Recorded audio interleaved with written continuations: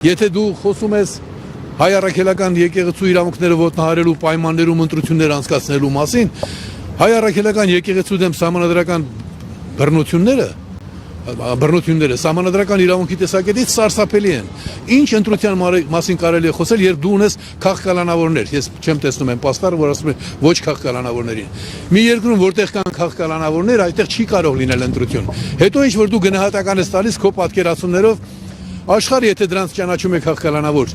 որովհետև խոսքի համար, խղճի ազատության համար կանանորից կամ տնտեսական գործունեություն անող մարդուն տանում ես բանտ։